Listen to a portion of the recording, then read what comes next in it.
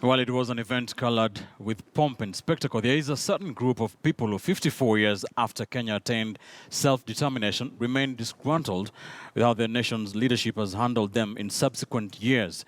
Timothy Otieno now brings you the story of the forgotten heroes of Jamhuri. 82-year-old Stephen Mwangi Kariuki is making his way into the Kasarani Sports Stadium for the annual Jamhuri Day celebrations. Unlike a majority of the crowd here today, who comprise of mostly the youth, the senior citizen is hard-tasked to keep up with the pace of the youngsters. Nonetheless, he struggles to ensure he gets to the nearest seating stand.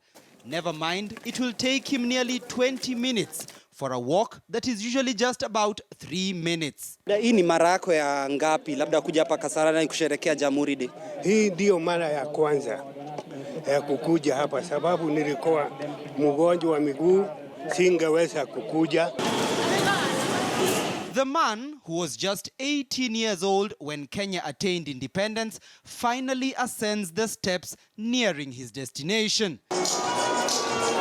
Stephen is not the guest of honor today, but is received like one. He hopes the speech by the head of state will touch on many elderly citizens who often now receive a monthly stipend of at least 3,000 shillings. It helps sustain them, but according to Stephen, who has lived through 4 political generations, is not enough considering the price many of his peers had to pay for our freedom. Serikali ya mkoloni nimeiona, ya hayati Mzee Jomo Kenyatta, ya Moi nimeiona, ya Kibaki, na sasa ya kijana yetu mtukufu Uhuru Muigai Kenyatta. It's a similar situation for 74-year-old Gladys Wanjiru, who was the center of attraction today. Her trademark dreadlocks at one point gaining more traction than the military parade on full display. Wazee tukupuko, wale hana na makao tutafutio, wale hana na makao tupatio, na shida ya chakula. Miaka 72, miaka 74, leo itafanya kazi gani? Tukumbukwe sana. And while to a large extent their expectation of President Uhuru Kenyatta promising something more concrete for the elderly citizens did not bear much fruit, the head of state did recognize the group. Our founding fathers taught us one more thing, that the person who plants is not always the one who harvests.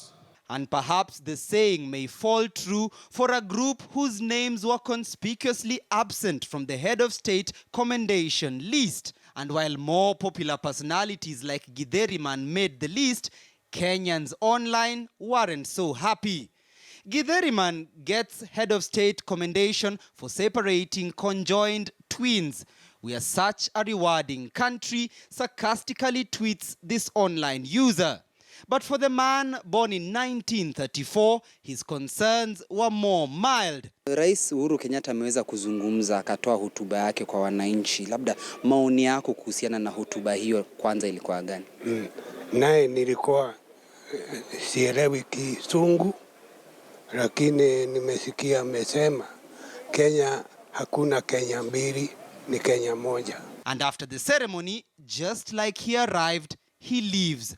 Quietly, unassuming, hoping that his long journey from his home in Makadara to just set his eyes on the country's 4th president will add to a list of many memories he has created over the last 82 years. If you're old enough to reach the age of people like Stephen Mwangi Kariuki, then you realize that the past and the lessons drawn from it are crucial for the future.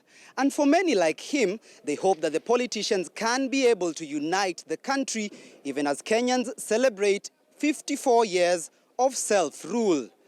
Timothy Otieno, KTN News.